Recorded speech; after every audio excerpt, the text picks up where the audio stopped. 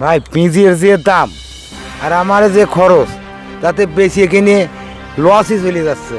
কিন্তু কি করব, আমার জমিতে আমার চাষ করাই লাগবে। সার ওষুধ সরকার এর কিছু করে আমার পক্ষে কিছু কয় না। হ্যাঁ, সারের দাম ওষুধের দাম সবই বাইরে যাচ্ছে। আমরা কি করব? হাটে বাজারে নিলে পিস নিয়ে আসলে অনেক চাষি ফিরিয়েই নিয়ে আসে কান্তি কান্তি। হ্যাঁ,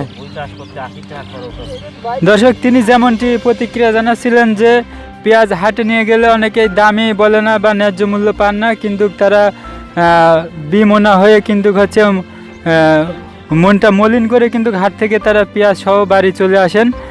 তাদের মনোকষ্ট নিয়ে কিন্তু বাড়ি ফিরতে হয় হাট থেকে। তো এই পেঁয়াজ চাষে কিন্তু প্রচুর পরিমাণে খরচ। এত খরচের পরেও কিন্তু এই পেঁয়াজ চাষিরা কিন্তু নানাভাবে ঋণগ্রস্ত হয়ে কিন্তু পেঁয়াজ চাষ করতেছে, তারপরেও কিন্তু তারা ন্যায্য মূল্য পাচ্ছে না এবং তারা কিন্তু সরকারের কাছে আকুল আবেদন জানিয়েই যাচ্ছে যে তারা যেন অন্তত পক্ষে এবার হলেও যেন পেঁয়াজের দামটা তারা ন্যায্য মূল্য রাখে।